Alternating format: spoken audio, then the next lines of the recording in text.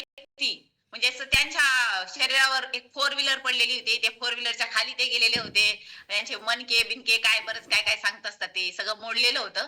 परंतु आज वर्कआउट ते करत होते, त्यावेळेस असं वाटत होतं की आपलेच आता काही एखादा पार्ट लूज होतो की काय, अशा पद्धतीचा वर्कआउट करून घेतलाय ते म्हणजे आदरणीय परमेश्वर सानप सर.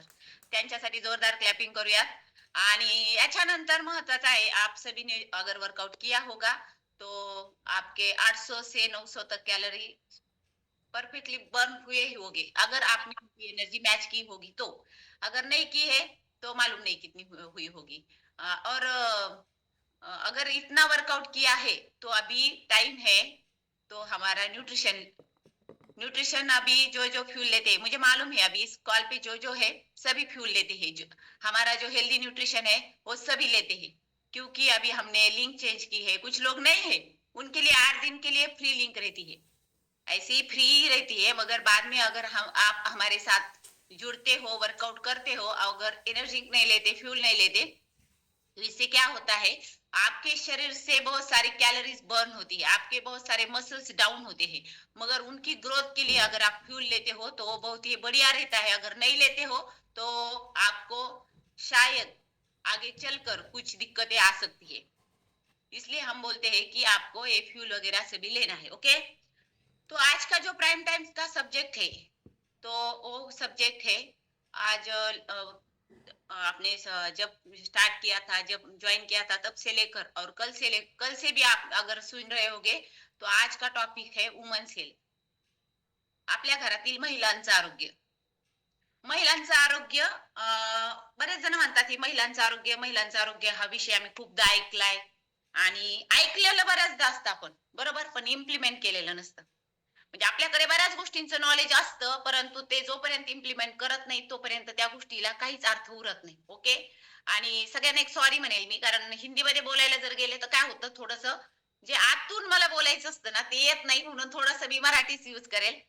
जर तुम्हाला नाही समजलं तर तुम्ही नंतर तुमच्या कोचला विचारू शकता। ओके, तर मला जिथे जिथे शक्य होईल तिथे मी हिंदी बोलण्याचा प्रयत्न करेन।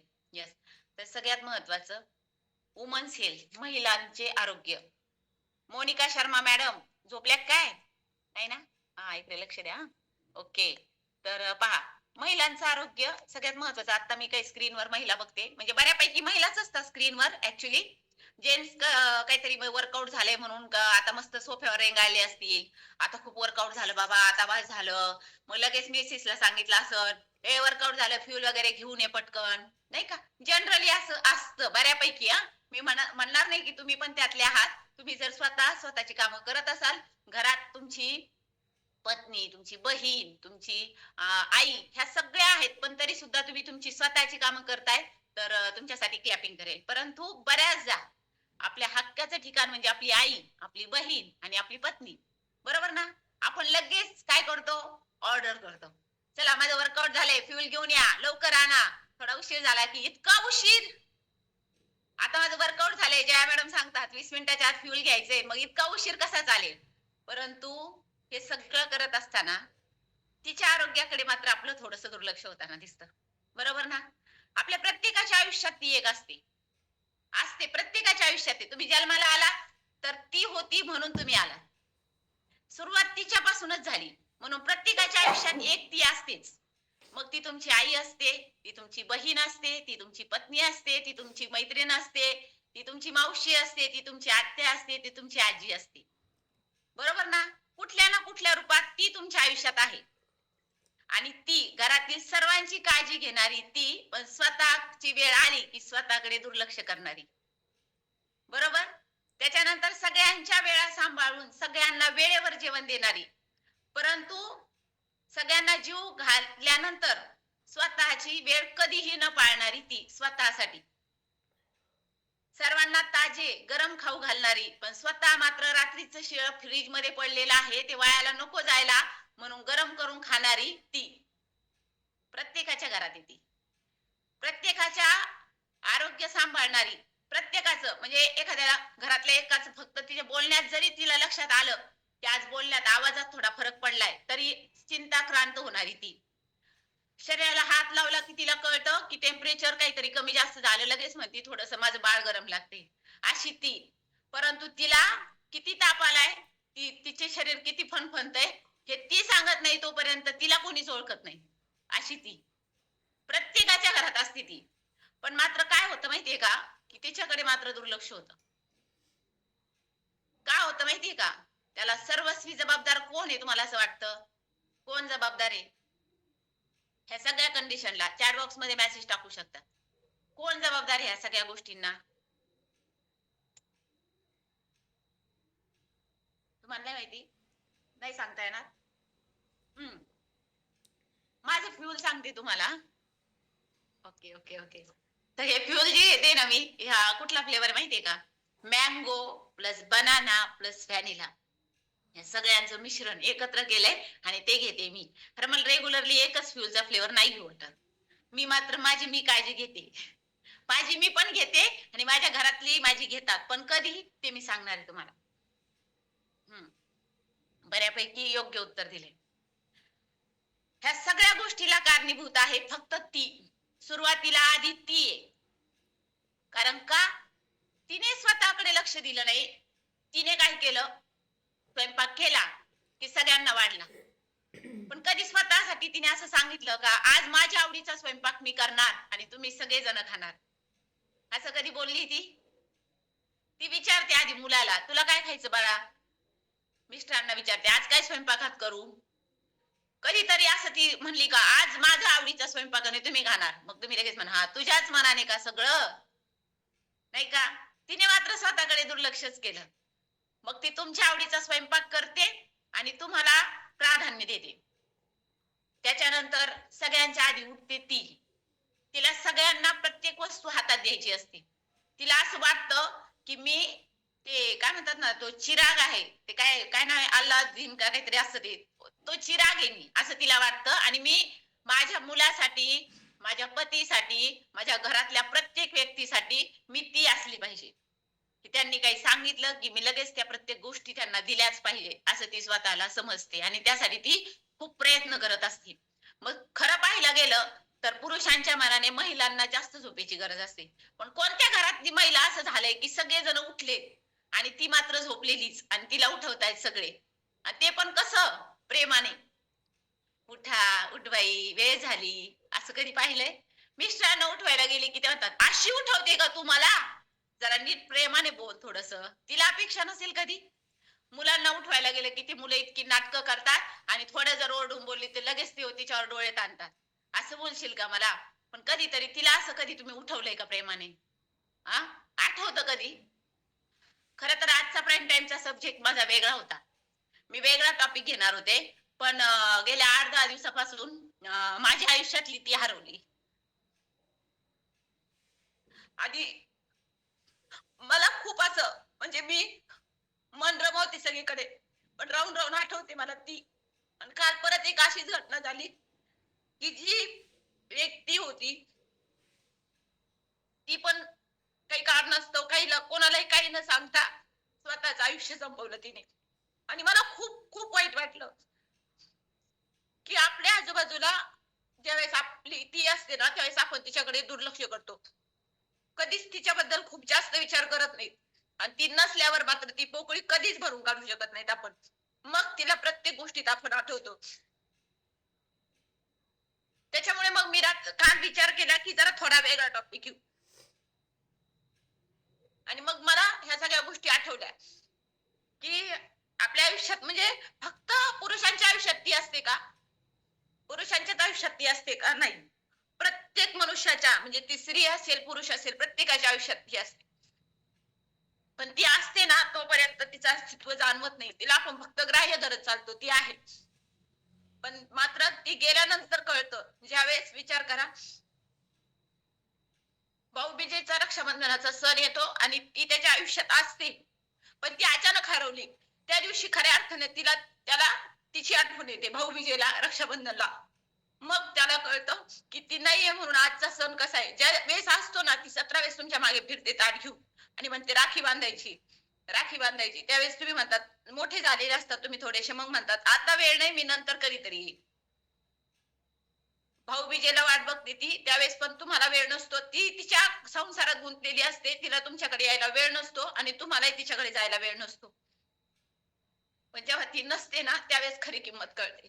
विचार करा, तुमची आई रात्री झोपली आणि सकाळी उठलीच नाही. तुम्ही विचार करताय, उठताय, बघताय तिला सगळीकडे आणि ती मात्र उठलीच नाही. तिची हाक पुन्हा कानावर आलीच नाही. त्यावेळेस आठवा. त्यावेळेस तुम्हाला कळेल की ती किती महत्वाची आहे. तुम्ही ज्यावेळेस जाता ना किंवा तुमच्या आईचा तुम्ही खूप दूर आहात, आईचा फोन आल्यावरती पहिले काय विचारते? जेवलास का? जेवलीस का? काय खाल्लं तू? हाच प्रश्न असतो नाही का? बाकीच्या नंतर विचारतील, खूप जण विचारतील. खूप जण विचारतील नंतर, पण ते प्रेम नसेल, फक्त ती फॉर्मॅलिटी असेल. ह्या सगळ्या गोष्टी आहेत. मला एक म्हणायचंय की जोपर्यंत ती आहे ना तोपर्यंत तिची काळजी घ्या. डॉक्टर शिंदे सर, ज्या व्यक्तीला आपण इतकंच पाहतो ना, की असं वाटतं की डॉक्टर शिंदे सर म्हणजे खूप असे म्हणजे नाही का, म्हणजे असे स्ट्रॉंग आहे. पण ज्यावेळेस त्यांना त्यांच्या तिची आठवण येते ना, त्यावेळेस सुद्धा ते हळवे होतात. त्यांना आम्ही पाहिलं इतकं हळवं होताना. त्यांनी सांगितलं की ज्यावेळेस माझी कंडिशन खूप चांगली होती, म्हणजे अगदी हलाखीची कंडिशन होती, त्यावेळेस ती माझ्या सोबत होती. तिने त्या सगळ्या गोष्टी माझ्या सोबत अनुभवल्या. ते सगळ्या गोष्टीला ती माझ्या सोबत होती. पण ज्यावेळेस सगळी कंडिशन ओके झाली आणि आता निवांत बसून दोघांनी फक्त एकमेकांना साथ देण्याची वेळ आली, त्यावेळेस ती माझ्या सोबत नाही. तिची ती पोकळी मी कधीच भरून काढू शकत नाही. आज सगळं आहे त्यांच्याकडे, काय नाहीये, सगळं. मुलं आहेत, मुलं वेल सेटल आहेत, म्हणजे जर आर्थिक दृष्ट्या बघितलं तर प्रत्येक गोष्ट त्यांच्याकडे आहे, परंतु ती नाही पुन्हा कधी आणू शकत ते. कितीही प्रयत्न केला ना तरी तिला नाही आणू शकत ते. मग ती आहे तोपर्यंत, ज्यावेळेस साळे सरांच्या बाबतीत प्रसंग घडला, मिसेसला कॅन्सर आहे ही गोष्ट ज्यावेळेस त्यांना कळली, त्यावेळेस त्यांना लक्षात आलं की ती माझ्या आयुष्यात किती महत्वाची, आणि तिला वाचवण्यासाठी त्यांनी नको तितके प्रयत्न केले, कारण ती माझ्यासाठी खूप महत्वाची आहे हे त्यांना कळलं. आणि मग त्यांनी प्रयत्न सुरू केले आणि त्यांना कोचच्या रूपाने त्यांच्या आयुष्यात ही कम्युनिटी आली आणि एक आशेचा किरण मिळाला. आता ते म्हणतात माझ्यासाठी नाही पण तिच्यासाठी मात्र मी आयुष्यभर इथे राहणार आहे. फक्त एकदा डोळे झाका आणि एकदा विचार करा की अचानक ती गायब झाली तुमच्या आयुष्यातली. फक्त डोळे झाकून विचार करा. सकाळी तुम्ही उठलाय, तिचा आवाज कुठेच येत नाहीये. किचन मध्ये जाऊन पाहिलं तरी ती दिसत नाहीये. त्याच्यानंतर तुम्हाला असं वाटलं काहीतरी कामानिमित्त बाहेर पडली असेल म्हणून तुम्ही तुमचं आवरलं, परंतु तुम्हाला डबा द्यायला कुणीच हातात नाहीये. आणि मग तुम्ही कामावर गेले, दिवसभर विचार करत होतात, पुन्हा पुन्हा फोन लावत होतात तिला, पण तिने फोन रिसीव्ह केलाच नाही, तिचा फोन लागलाच नाही. तुमचं फक्त कर्तव्य म्हणून तुम्ही फिजिकली तिथे ऑफिसमध्ये होतात, तुमच्या कामाच्या ठिकाणी होतात, परंतु मनात मात्र ती कायम घोळत होती की ती कुठे गेली असेल. घरी आलात ह्याच आशेने की आता तरी ती घरी आलेली असेल, मात्र ती घरी नाहीच. दरवाजा तुम्हालाच उघडावा लागला. घरात येऊन बघतायत तर मुलाने सगळं अस्ताव्यस्तपणा करून ठेवलेला आहे. घरामध्ये सगळ्या वस्तू इतरत्र पडलेल्या आहेत. घरामध्ये भांड्यांचा, किचन मध्ये गेला, पूर्ण किचन ओटा जसा होता तसाच सकाळी. भांड्यांचा खस तसाच पडलेला, तुम्ही आंघोळ करून पडलेले कपडे तसेच बाथरूम मध्ये पडलेले, तुम्ही उठून गेलेले कपडे तसेच चुरगळलेले तसेच पडलेले, घरातल्या वस्तू सगळ्या अस्ताव्यस्त पडलेल्या, आणि मात्र ती मात्र दिसतच नाही.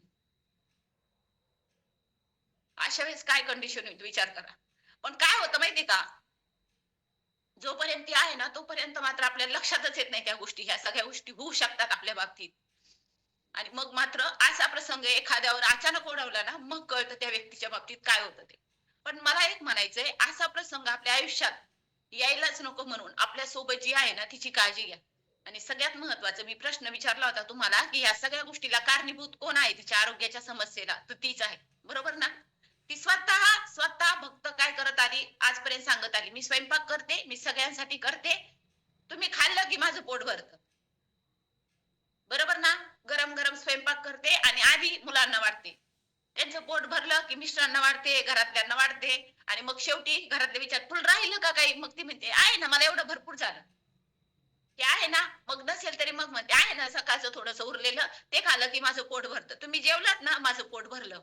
ही सवय तिनेच लावली सगळ्यांना. बरोबर? मग कधीतरी अपेक्षा करते की माझं कोणी विचारच करत नाही, माझा कोणी विचारच करत नाही. का करत नाही? कारण तू सवय लावून ठेवली त्यांना. त्यांना खरोखर असं वाटायला लागलंय की आम्ही खाल्लं की हिचं पोट भरतं,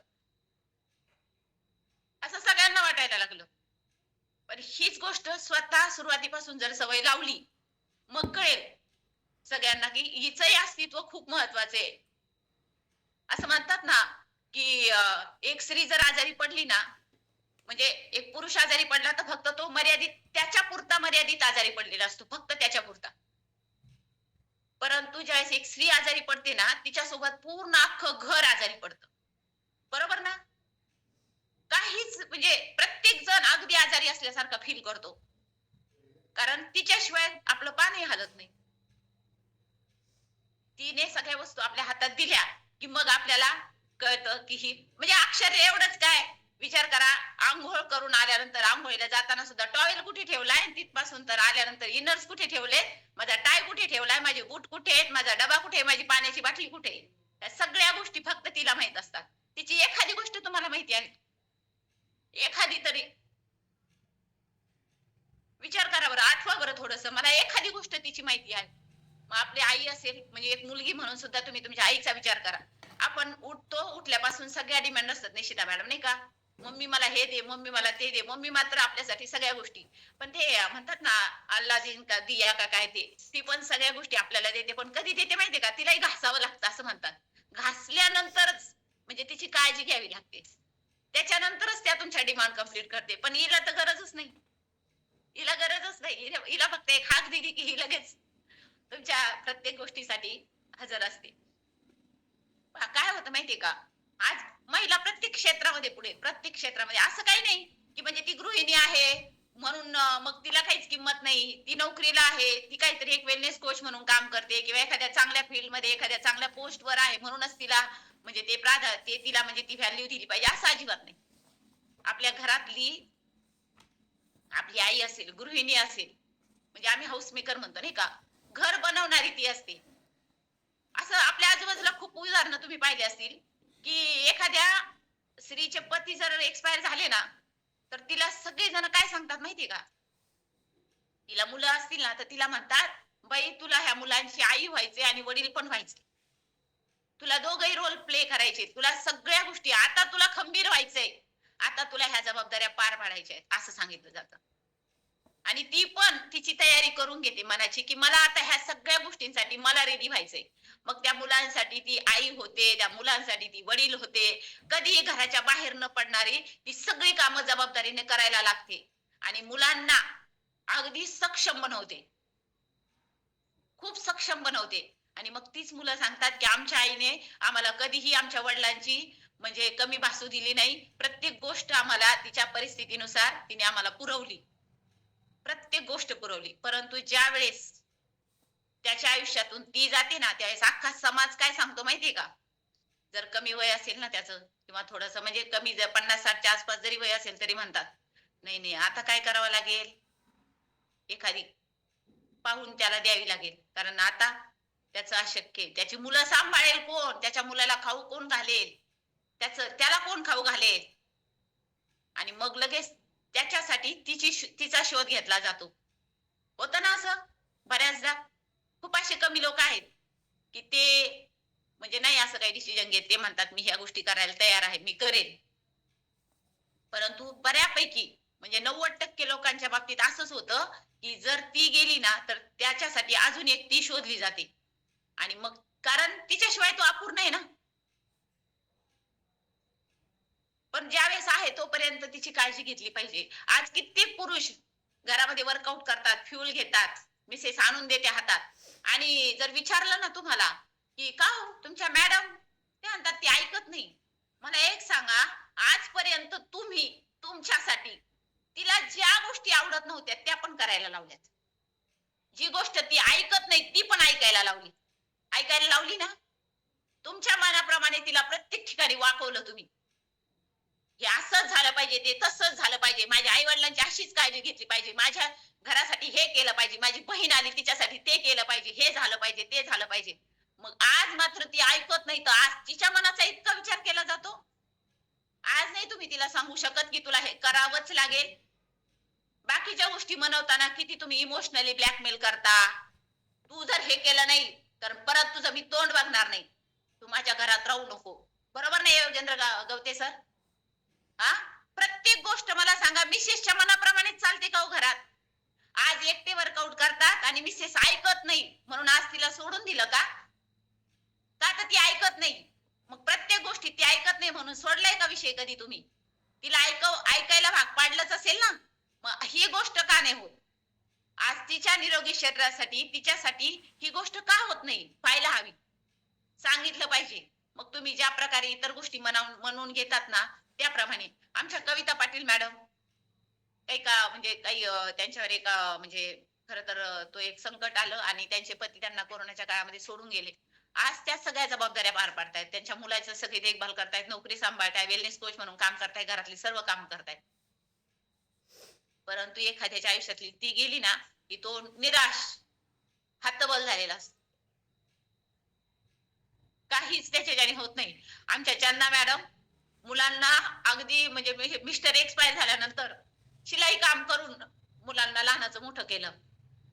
आज त्यांचा मुलगा पायलट आहे. मुलगी मुलीची कंडिशन खूप नाजूक आहे. तरी सुद्धा तिला सांभाळतात. तिचं 40-45 च्या आसपास वय आहे. मग समथिंग काहीतरी 30-35 च्या. तिचा पूर्ण सांभाळ करतात. थोडंसं फिजिकल इश्यू आहे तिला. तिचा पण सांभाळ करतात. बरोबर? पण आता त्यांना कळलंय ह्या सगळ्या गोष्टी केल्यानंतर, की मला माझी काळजी घेणं खूप गरजेचं आहे. मुलांना लहानाचं मोठं केलं, त्यांच्या पायावर उभं केलं. परंतु आज ज्यावेळेस ते त्यांच्या पायावर उभे राहील ना, त्यावेळेस ते विसरून गेले तिला. त्यांना आता ती त्यांच्या आयुष्यात आलेली ती जास्त महत्वाची वाटायला लागली. असायलाच हवी. पण मग जिने आपल्याला घडवलं तिला विसरून चालेल का? तिला विसरून चालेल का? तिच्यासाठी आपण काय करतो? तर महिलांमध्ये महत्वाच्या काय गोष्टी होतात माहितीये का? आजार आजारपण तिच्या आयुष्यात जे येतं ना, त्याला महत्वाचं कारण आहे समाजाच्या रूढी परंपरा. रूढी परंपरामध्ये काय येतं माहितीये का? स्त्रीने पारंपरिक वेशभूषा परिधान केली पाहिजे. बरोबर ना? म्हणून कित्येक महिला आजही आपल्या कॉलवर वर्कआउट करतात ना, साडीवर वर्कआउट करतात. कित्येक महिला गाऊनवर वर्कआउट करतात. कित्येक म्हणजे पंजाबी ड्रेस वगैरे वेअर केलेला असतो. काही ठराविकच महिला आहेत की त्या प्रॉपर ट्रॅक सूट, ट्रॅक पॅन्ट वेअर करतात. बरोबर ना? आणि सगळ्यात महत्वाचं समाजातल्या रूढी परंपरा काय असतात माहितीये का? की स्त्रीने सगळ्यांना स्वयंपाक करून सगळ्यांना आधी वाढला पाहिजे. ही एक म्हणजे रूढी परंपराच झाली का नाही? सगळ्यांना वाढलं पाहिजे. हे तिच्यावर लहानपणापासून बिंबवलं गेले. की सगळ्यांचं झाल्यानंतर तू जेवायचे. ही एक रूढी परंपरा. त्याच्यामुळे काय होतं माहितीये का? सगळ्यात महत्वाचं झोपेची आवश्यकता तिला पुरुषांपेक्षा जास्त झोपेची आवश्यकता महिलांना आहे. पण ती होत नाही. तिला त्या सगळ्यांच्या आधी उठावं लागतं. तिला सकाळी उठल्यानंतर तिच्या शरीराची गरज आहे. तिला चांगलं न्यूट्रिशन, चांगला आहार घेण्याची खूप गरज आहे. पण ती त्यावेळेस काय करते माहितीये का? सगळ्यांसाठी चहा बनवून देणार. म्हणजे बऱ्याच घरात चहा होतो त्यांच्यासाठी. आपल्याकडे नाही तसं बऱ्यापैकी. चहा बनवून देते, लगेच त्यांच्यासाठी नाश्ता बनवून देते, सगळ्या गोष्टी करते. सगळ्यांना डबल पुन्हा आवडला म्हणून विचारून पुन्हा वाढते आणि नाही राहिलं तर मग म्हणते जाऊ दे मला काही गरज नाही, मी नंतर जेवण करेल. परंतु तिला पण सकस संतुलित आहाराची तुमच्या सगळ्यांपेक्षा पुरुषांपेक्षा महिलांना लवकरात लवकर सकस संतुलित आहार घेण्याची जास्त गरज असते. परंतु मात्र तिथेही दुर्लक्षच होतं कारण समाजाच्या रूढी परंपरा. मला एक सांगा, वट सावित्रीचा उपास, मकर संक्रांतीचा उपास, असे कितीतरी उपास आहेत. की ते उपास फक्त महिलाच धरतात का? कारण तिला तो पती 7 जन्मापर्यंत हवा असतो. कित्येक उपास असे आहेत की चांगला पती मिळावा म्हणून किशोरवयीन मुलींना त्या उपास धरतात. चांगला पती मिळावा म्हणून. आणि त्याच्यानंतर तो चांगला मिळालाय, तो असा आयुष्यभर चांगला निरोगी टिकला पाहिजे आणि तो पुन्हा पुन्हा पुन्हा भेटला पाहिजे म्हणून पण उपास आहे. एखादा आपल्या समाजात आपल्या परंपरेमध्ये एखादा उपास असा आहे का हो? की बायको कितीही चांगली. आता संदीप सर म्हणले माझी बायको लई चांगली आहे. म्हणतात ते. नो डाउट आहेच मी चांगली. परंतु मला सांगा, की जर एवढं म्हणत असतील किंवा तुम्ही म्हणत असाल, कधी तुम्ही तिच्यासाठी एखादं व्रत केलेलं आठवतं का तुम्हाला? की ही पत्नी अशीच चांगली माझ्यासोबत आयुष्यभर चांगली टिकली पाहिजे, तिचं आरोग्य चांगलं राहिलं पाहिजे म्हणून मी हे व्रत धरतोय. आणि ही पत्नी चांगली आहे म्हणून 7 जन्मापर्यंत मला हीच पत्नी मिळाली पाहिजे म्हणून एखादं व्रत धरलेलं आठवतंय का? एखादा पुरुष आठवलाय तुम्हाला? किंवा किशोरवयीन मुलं जी आहेत, ती चांगली पत्नी चेतन बुंदे सर चांगली पत्नी मिळावी म्हणून गेल्या 1 महिन्यापासून उपासावर आहेत असं कधी ऐकलंय तुम्ही? नाही. नाहीच आहे ना. समाजातल्या रूढी परंपरा आहेत त्या. बरोबर ना? मग मला एक सांगा, तिला त्याची गरज आहे, त्याला तिची गरज आहेच ना. मग हे असं का नसेल? मग ह्या पण चुकीच्या रूढी परंपरा आहेत. त्याचा सुद्धा काय होतो, तिच्या शरीरावर त्याचे चुकीचे म्हणजे ती अगदी म्हणजे ते निर्जला उपवास असतात तिचे. कित्येक दिवस ती काही खात नाही, काही नाही. याच्यासाठी उपवास करते आणि मग त्याच्या शरीरावर परिणाम होतात. या 3-3 तासानंतर चांगला आहार घेणं खूप गरजेचं आहे, पण तो घेतला जात नाही. नाही घेतला जात कारण त्या रूढी परंपरा आहेत. त्याच्यानंतर काय? बऱ्याचदा वैद्यकीय सुविधांचा अभाव असतो. म्हणजे ती आजारी पडते, आजारी पडल्यानंतर तिला दवाखान्यात जायचं असतं. पण त्यावेळेस मात्र सगळ्यात महत्त्वाचं तिचं एक असतं, घरातलं सगळ्यांचं सगळं करून होईल. आणि मग नंतर तिला आठवतं, की आता मला दवाखान्याची म्हणजे खूपच अति झालं, की मग तिला दवाखान्यात जावंसं वाटतं. मग ती सांगते, की मला असा त्रास होतोय, खूप जास्त होतोय आणि मग मला आता दवाखान्यात जायचंय. तोपर्यंत असं तो म्हणतच नाही तिला, की तुला हा त्रास होतोय ना, आधी दवाखान्यात चल बरं. जोपर्यंत ती स्वतः त्या गोष्टी खूप जास्त सिव्हिअर झाल्या, ती झोपली, आता तिच्याकडून शक्य होत नाही, अशा वेळेस ती दवाखान्यात जाते. बरोबर ना? मग तिला वेळच्या वेळी वैद्यकीय उपचार मिळत नाही. आणि मग मात्र त्याला पण तीच जबाबदार आहे सगळ्यात आधी. मी म्हणणार नाही, की तो जबाबदार आहे, तीच जबाबदार आहे. ती दुर्लक्ष करते. त्याच्यानंतर ह्या सगळ्या गोष्टी होत असताना प्रामुख्याने कोणकोणत्या आजारांचा सामना करावा लागतो महिलांना? सगळ्यात महत्वाचं वेळच्या वेळी जेवण जर केलं नाही तिने, त्यावेळेला ज्या वेळेला तिच्या योग्य आहाराची गरज आहे, त्यावेळेस तिने जर योग्य आहार घेतला नाही, तर सगळ्यात पहिला आजार होण्याचं मूळ कारण म्हणजे आजार होण्याचं काय एक होण्याची दाट शक्यता असते ती म्हणजे काय तर डायबिटीज, मधुमेह. मधुमेह होण्याची दाट शक्यता असते. आणि आजकाल बघत असाल आपल्या आजूबाजूला बऱ्यापैकी म्हणजे 100% मध्ये 70% महिलांना डायबिटीजचा सामना म्हणजे काहीतरी त्या प्रकारची लक्षणं तरी आढळतात. कारण का? फक्त आणि फक्त चुकीची जीवनशैली. सगळ्या गोष्टी घरात आहेत. नाही असं काहीच नाही. परंतु ती स्वतःला पण वेळ देत नाही. त्याच्यामुळे पण होतात. त्याच्यानंतर काय आहे? कॅन्सर. कॅन्सर का होतो माहितीये का? सगळ्यात महत्वाचा महिलांमध्ये त्यांना गर्भाशयाचा कॅन्सर होतो. त्यांना जस्ट मिनिट त्याच्यानंतर तिला स्तनाचा कॅन्सर होतो. का? कारण त्या गोष्टी तिला असं वाटतं, की हे कसं काय सांगणार मी सगळ्यांना? कसं काय सांगणार? मला माहित नाही. म्हणजे आतापर्यंत तिला त्या गोष्टीचं नॉलेज घरातूनही मिळालेलं नसतं. ह्या गोष्टी लपवलेल्या असतात तिच्यापासून. बरोबर ना? ह्या सगळ्या गोष्टी ती म्हणजे तिने कधी हे केलेलं मग तिला असं वाटतं, की हे असंच असतं वाटतं. म्हणजे हे मला कोणाला सांगायचंच नसतं. आणि मग याच्यामुळे असं होतं, की तो अति त्या गोष्टी अति वाढत जातात आणि मग मात्र भविष्यात तिला कॅन्सर होण्याची दाट शक्यता होते. आणि त्याच्यामध्ये स्तनाचा कॅन्सर प्रामुख्याने महिलांमध्ये आढळतो. फक्त चुकीच्या जीवनशैलीमुळे. त्याच्यानंतर पुढचं काय असतं?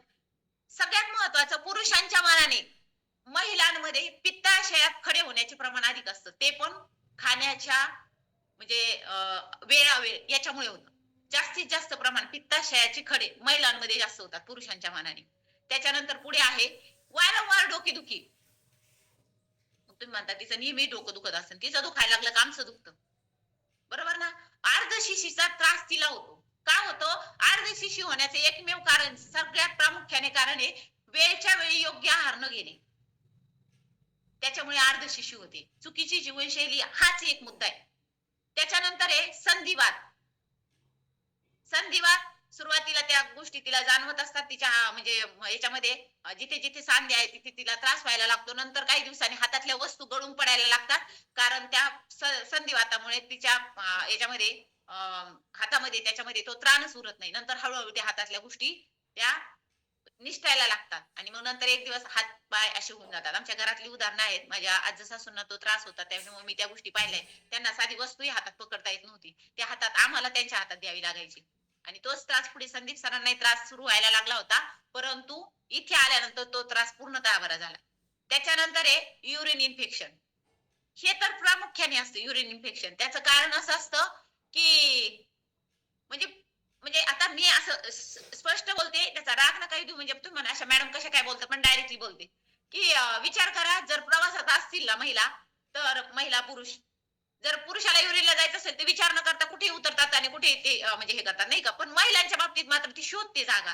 कुठेतरी सेफ जागा पाहिजे. मग ते वॉशरूम वगैरे शोधते. मग अशा पेट्रोल पंपावर वगैरे अशा ठिकाणी त्या जागा शोधतात. तिथे जातात. ते कित्येक दिवसापासून ते टॉयलेट साफ केलेलं नसतं.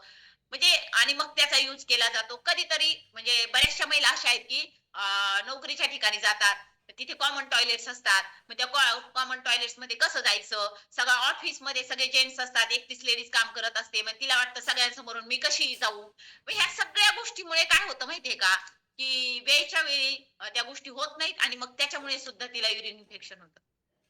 आणि मग त्या युरिन इन्फेक्शन ज्यावेळेस वाढतं ना, त्यावेळेस मात्र तिला खूप वेदनांचा म्हणजे सामना करावा लागतो आणि मग मात्र खूप जास्त ते युरिनचे म्हणजे त्या जे काही तिला हे घ्यावे लागते, ट्रीटमेंट घ्यावी लागते, ते जास्त हायर डोस घ्यावे लागतात आणि त्याच्यामुळे सुद्धा तिला पुन्हा त्रास सुरू होतो, हायर डोस घेतल्यामुळे.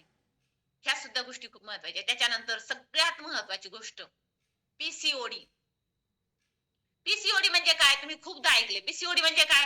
तर महिलेला जो मासिक धर्म आहे, जो 29 दिवसानंतर ती सायकल असते, तिच्या शरीरातलं जे म्हणजे दूषित रक्त आहे ते शरीराबाहेर टाकलं जातं. तर ती जी प्रोसेस आहे, मुलगी वयात आल्यापासून, मुलगी वयात आली हे कळतं केव्हा? ज्यावेळेस तिच्या शरीरात ही प्रक्रिया सुरू होते. तिला मासिक धर्म यायला लागतो, तेव्हा ती मुलगी वयात आलेली असते. पण त्याच्या आधी तिचं कधी काउन्सिलिंग झालेलंच नसतं तिच्या आईने तिला नीट समजूनच सांगितलेलं नसतं. ह्या गोष्टी तिच्यापासून लपवलेल्या असतात आणि मग मात्र तिच्या मनात पण खूप साऱ्या शंका असतात. आणि मग अशा वेळेस योग्य तिला जर गाईडन्स मिळालं नाही किंवा तिला योग्य उपचार मिळाले नाही, सुरुवातीला हार्मोन्स इम्बॅलन्स होतात, ते सेट होण्यासाठी वेळ जातो. ते तिने जर आईला सांगितलं नाही किंवा तिला योग्य मार्गदर्शन भेटलं नाही, तर भविष्यात ते प्रॉब्लेम जास्त वाढतात, इतके वाढतात की ज्यावेळेस तिचं लग्न होतं आणि मग नंतर तिला आई होण्याची वेळ म्हणजे सगळेजण वाट बघतात, त्यावेळेस ती आई होऊ शकत नाही. मग डॉक्टरांचे पुन्हा मग डॉक्टरांकडे सल्ला घेणं, डॉक्टरांकडे जाणं ह्या येरझाऱ्या सुरू होतात आणि मग कळतं की तिला पीसीओडीचा पीसीओएसचा प्रॉब्लेम आहे. तिला रेग्युलर पिरियड्स येत नाहीत. पिरियड्स आले तरी प्रॉपर पद्धतीने शरीराबाहेर ते सगळं ब्लड टाकलं जात नाही. अशा सगळ्या गोष्टी कित्येक मुली, किशोरवयीन मुली ह्या गोष्टी लपवतात घरातल्यांपासून. आणि मग मात्र पुढे खूप अडचणी येतात आणि मग मात्र सगळ्यांना माहित होतं की हिला मूलबाळ होत नाही, हिला काहीतरी प्रॉब्लेम आहे. प्रॉब्लेम तिच्यातच असतो असं नाही, प्रॉब्लेम त्याच्यातही असतो, पण पाहिलं जातं शंकेने फक्त तिच्याकडे, की हिला मूलबाळ का नाही? बरोबर ना? मूलबाळ होण्यासाठी फक्त स्त्री एकटी जबाबदार असते का? नाही, दोघंही असतात, तितकेच असतात. मग दोघंही गोष्टी दोघांनाही तितकंच म्हणजे त्याचा दोष दिला पाहिजे, पण तसं होत नाही जनरली म्हणजे आपल्या समाजात. महिलेला जास्त दोष दिला जातो. तिला पीसीओडी, पीसीओएस सारखे प्रॉब्लेम होऊ शकतात. म्हणून तिला किशोरवयीन नाही, तर आपल्या घरात असं म्हणतात ना, मुलगी म्हणजे धनाची पेटी. बरोबर ना?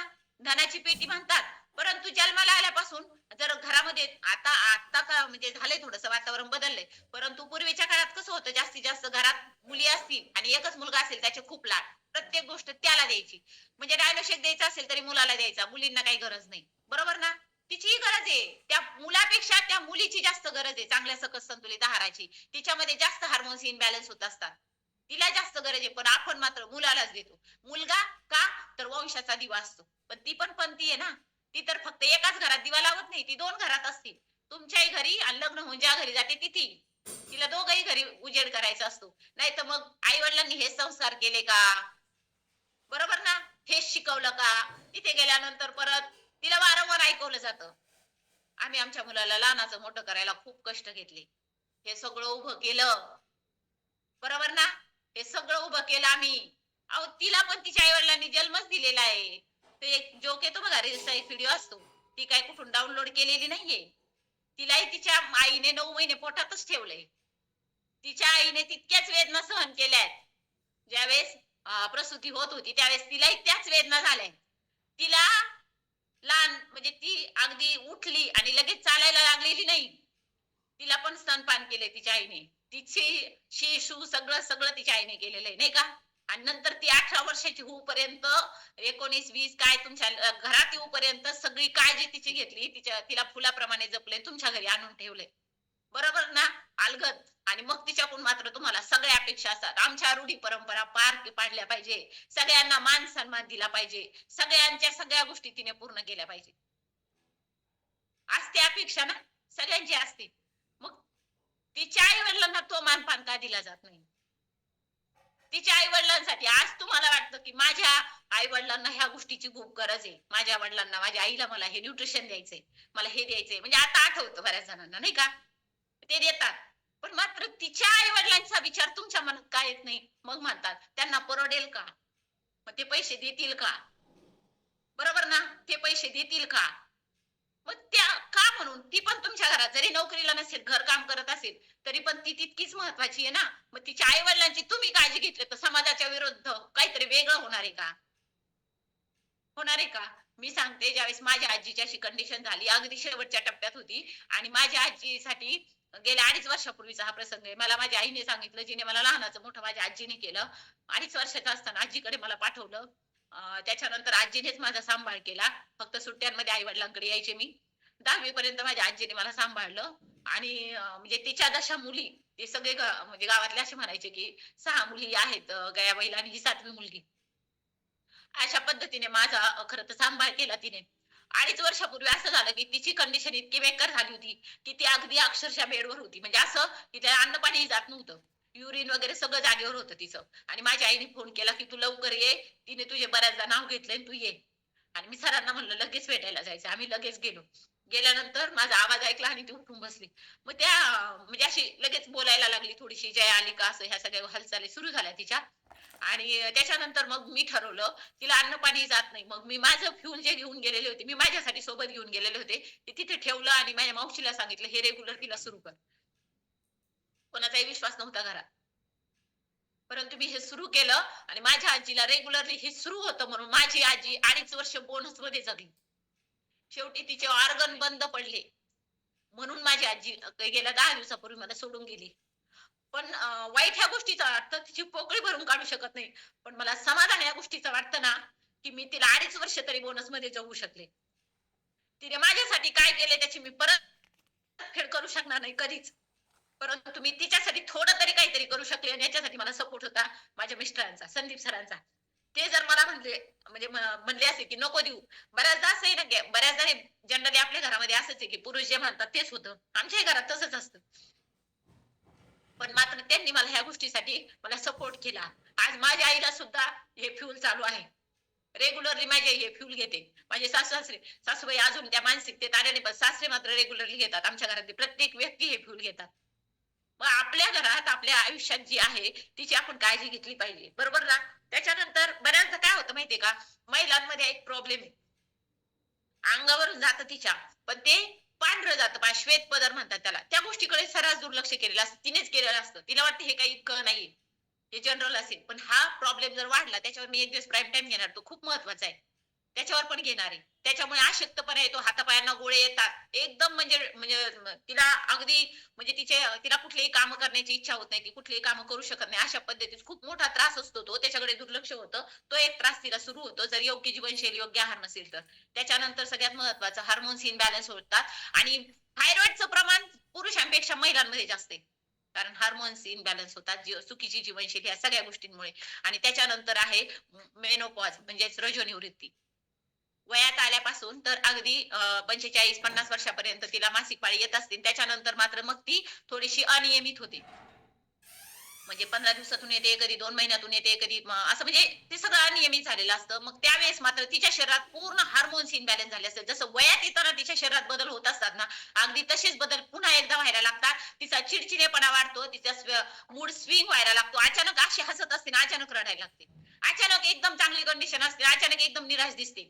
त्याच्यानंतर अचानक चिडचिड. आता म्हणजे चांगली बोलत होती, थोड्या वेळाने लगेच चिडचिड करायला लागली. तिला खूप साऱ्या वेदना तिचा प्रॉब्लेम नाहीच आहे. तिला इंटरनल काहीतरी तिच्यामध्ये तो चेंज होतोय आणि तो तिचं शरीर ते ऍक्सेप्ट करण्यासाठी तो वेळ घेते. बरोबर? म्हणजे जसं एक किशोरवयीन मुलगी तारुण्यात येत असते त्यावेळेस त्या मुलीमध्ये तो बदल होतो. त्याच्यानंतर पुन्हा ते मेनोपॉज येतो, रजोनिवृत्ती होते, मासिक पाळी बंद होण्याचे ते पिरियड्स असतात. त्याच्यानंतर पुन्हा तिचं एक नवे आयुष्य सुरू होत असतं आणि त्या नव्याने सुरू होणारं आयुष्य हे नैसर्गिक प्रक्रिया आहे. त्यावेळेस पुन्हा तो त्रास सुरू होतो तिला. या सगळ्या गोष्टी असतात. परंतु त्यावेळेस तिला समजून घेणंच खूप महत्वाचं असतं आणि आपण म्हणतो, "ती का नाही लई चिडचिड करते?" तिचा स्वभावच तसा आहे. तिला कधी शांततेत म्हणजे बोलणं माहितीच नाही. तिला कधी म्हणजे ती असंच तिचं वागणं असतं. ह्या सगळ्या गोष्टी होतात. पण त्यावेळेस तिला समजून घेणं महत्वाचं आहे. मला एक सांगा, आज जर खरोखर माझा प्राईम टाईम ऐकून तुम्हाला असं वाटत असेल ना, की माझ्या आयुष्यातली ती मला खरंच महत्वाची कोणीही असू शकतं मी म्हणणार नाही, की तुमच्या आयुष्यात तुमची पत्नीच असली पाहिजे, तुमची आईच असली पाहिजे, तुमची बहीणच असली पाहिजे, तुमची मावशी असेल, तुमची आत्या असेल, तुमची मैत्रिणी असू शकते. म्हणजे महिलांनाही सांगते, जी तुमच्या आयुष्यातली महत्वाची एखादी व्यक्ती आहे ना, तिच्यासाठी आज काहीतरी करूया. काय करू शकता? काय करू शकता सांगा बरं? तिच्यासाठी 2 ओळी लिहून पाठवल्या तरी पण चांगलं. पण त्याने काय होईल तात्पुरतं समाधान तिला लाभेल. पण जर तिला आपल्या सकाळच्या मी याची लिंक दिली, तिला इमोशनली ब्लॅकमेल केलं, तुला यायचंय, तुला हे सगळं करायचंय आणि मला माहित नाही तुला करावंच लागेल, तर ती पण येईल एक दिवस तुमच्या सोबत. आणि एक काम करा, जर तुमची बहीण असेल, किशोरवयीन बहीण असेल, तर तिला जे न्यूट्रिशन आहे ते द्या तिला. जर तुमची आई-आजी असेल, तिचे गुडघे दुखत असतील, तिच्या जॉइंट्सला प्रॉब्लेम होत असेल, तर तिला त्याच्यासाठीचं फ्यूल जे आहे ते तुम्ही देऊ शकता. तुमची बहीण असेल, तिला स्किनचा प्रॉब्लेम आहे, तिला स्किनसाठीचं जे फ्यूल आहे ते देऊ शकता. म्हणजे जे पण महत्वाचं आणि गरजेचं आहे, एक फ्यूल तिला द्या. आणि मग मी म्हणेल, की खरोखर आजचा प्राईम टाईम सार्थकी लागला. आज जे बऱ्याच जणांच्या डोळ्यात पाणी आलं, बऱ्याच जणांना त्यांच्या आयुष्यातली ती आठवली. मग मी म्हणेल, की खरोखर तुम्ही जे काही आत्ता वागलात ती ॲक्टिंग नव्हती. खरोखर तुम्ही ॲक्शन घेणार आहात त्या गोष्टीवर, असं मी म्हणेन. बरोबर? मग सगळ्यात महत्वाचं काय आहे, की ह्या सगळ्या गोष्टी होत असताना चुकीच्या रूढी परंपरा आहेतच, परंतु तिच्या आहारामध्ये तेलकट पदार्थांचा, शिळ्या अन्न पदार्थांचा समावेश वाढतो आणि त्याच्यानंतर व्यायामाचा अभाव, ताणतणाव ह्या गोष्टीमुळे त्याचं शारीरिक संतुलन बिघडलेलं आहे. म्हणजे शारीरिक संतुलन म्हणजे ती अवाढव्य झाली किंवा खूप बारीक आहे, असं सगळं झालंय. तर त्याच्यासाठी तिची काळजी घेऊया, तिला योग्य आहार, तिला योग्य न्यूट्रिशन प्रोव्हाईड करूया आणि तिलाही आपल्यासोबत घेऊयात. या सगळ्या गोष्टी आहेत आणि फक्त शेवटी जाताना एक तिच्यासाठी आपण एक छोटंसं गाणं लावणार आहे. तर प्रत्येकाने रेज हँड करा. तुम्हाला परमेश्वर सानप सर स्पॉटलाइट करतील. हां, जस्ट मिनिट. एक एक आपण सॉन्ग लावूया तिच्यासाठी. हां,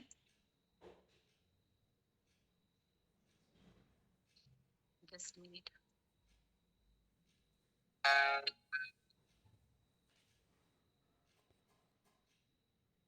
जस्ट मिनिट. तोपर्यंत रेज हँड करा.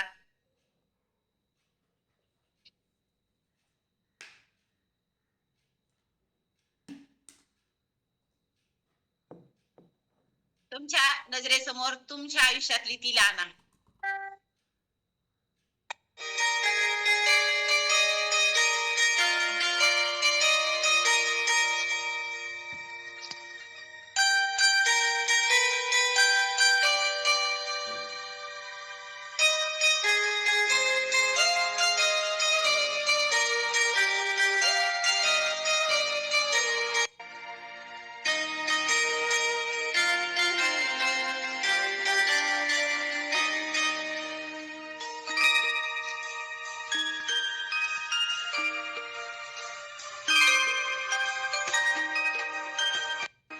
नसतेस घरी तू जेव्हा, नसतेस घरी तू जेव्हा, जीव तुटका तुटका होतो, जगण्याचे विरती धागे, संसार फाटका होतो. नसतेस घरी तू जेव्हा, जीव तुटका तुटका होतो, जगण्याचे विरती धागे, संसार फाटका होतो. नसतेस घरी तू जेव्हा. नभ फाटून वीज पडावी, कल्लोळ तसा ओढवतो. नभ फाटून वीज पडावी, कल्लोळ तसा ओढवतो. ही धरा दिशाहीन होते, ही धरा दिशाहीन होते, अन चंद्र पोर का होतो. नसतेस घरी तू जेव्हा.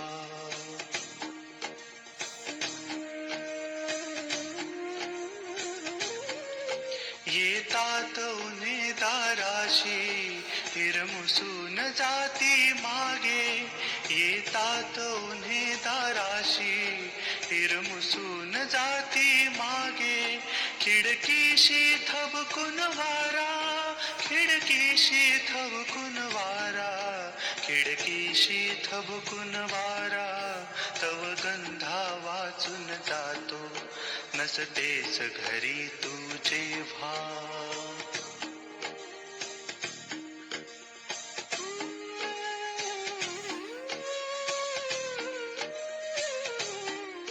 तव मिठीत विरघळणाऱ्या मज स्मरती लाघव वेळा.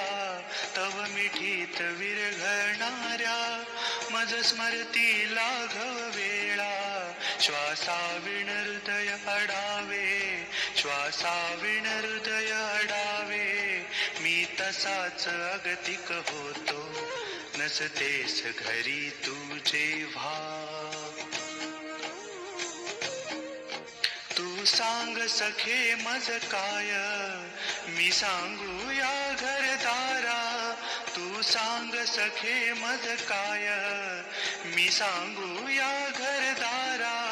समईचा जीव उदास, समईचा जीव उदास, समईचा जीव उदास. माझ्यासह मिणमिण मिटतो, नसतेस घरी तू जेव्हा.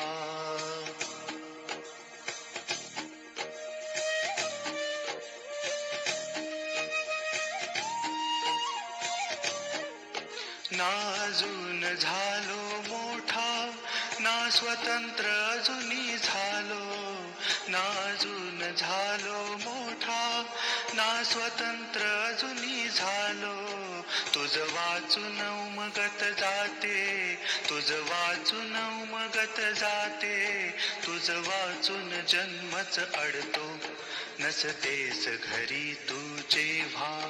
जीव तुटका तुटका होतो, जगण्याचे विरती धागे. संसार फार मिणमिण मिटतो, नसतेस घरी तू जेव्हा.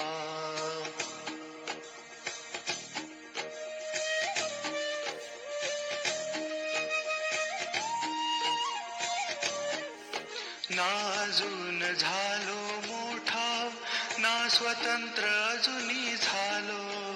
ना अजून झालो मोठा, ना स्वतंत्र अजूनी झालो. तुझ वाचून उमगत जाते, तुझ वाचून उमगत जाते. तुझ वाचून जन्मच अडतो, नसतेस घरी तू जेव्हा. जीव तुटका तुटका होतो, जगण्याचे विरती धागे. संसार फाटका होतो, नसतेस घरी तू जेव्हा.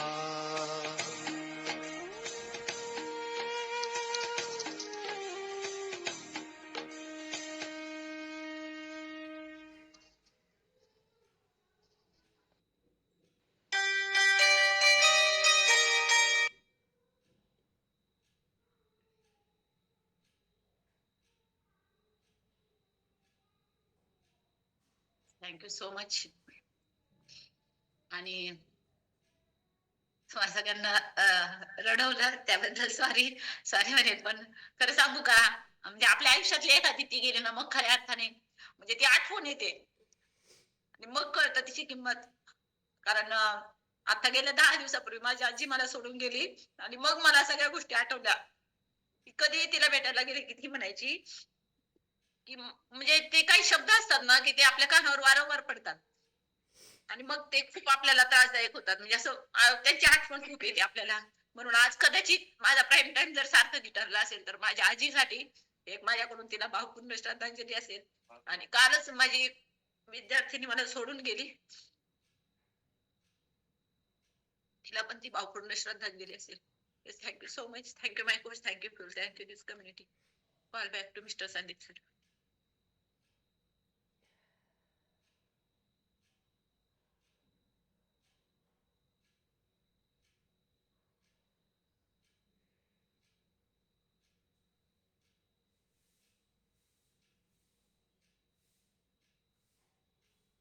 Yes, thank you so much.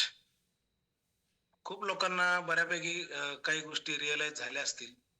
आणि निश्चित आता मी जे म्हणजे असं ठरवतात, आजपासून नाही, मी आजपासून माझ्यामध्ये चेंज करणार. आणि आपल्यासाठी ती जी असते ना, तिच्यासाठी मी निश्चित काहीतरी योगदान देणार. मग ती म्हणजे तुमची फक्त पत्नीच असेल का? नाही. फक्त आईच असेल का? नाही. बहीण असेल का? नाही. ती तुमची मुलगी असू शकते, ती तुमची आई असू शकते, पत्नी असू शकते, बहीण असू शकते, मुलगी असू शकते, कुणी असू शकते. किंवा ती ह्या सर्व पण असू शकतात. आणि म्हणून मला म्हणजे खूप छान वाटलं ऐकून. म्हणजे भावना अनावर झाल्या, नो डाऊट. पण एक उदाहरण सांगतो. आदरणीय कांचन मॅडम पण इथे आहेत, जया मॅडमची सख्खी बहीण सुनीता मॅडम आहेत, काकांची मुलगी. त्यांना माहिती आहे, माझा भाचा आहे आता कॉलवर चेतन, सर्वांना माहिती आहे. आणि मला पहिल्यापासून एक अभिमान वाटतो जया मॅडमचा, की मला अशी पत्नी मिळाली, कारण जीवनात हे फार महत्वाचं असतं. माझे आजोबा 110 वर्ष वय होऊन वारले आणि त्यांनी सांगितलं होतं, एक क्षण असा असतो, त्या क्षणी ना आई, ना वडील, ना भाऊ, ना बहीण, ना मुलगी, ना मुलगा, ना कोणीच नसतं. फक्त पती आणि पत्नीच एकमेकांसाठी असतात आणि तेच जे काय करायचं ते एकमेकांसाठी करू शकतात. भले त्यांचे रोज का भांडणं होत नाही. आणि ती गोष्ट खरं आहे, सत्य आहे. पण मला त्याचा रोज अनुभव येतो. पण आणखी एक गोष्ट सत्य सांगेल, या सगळ्यात मॅडमने जी तीचं वर्णन केलं, तशी मी तिचं कधीच होऊ दिलं नाही, इथून पुढे देणार नाही. आणि याच्यासाठी मला माझ्या घरून पण साथ होती.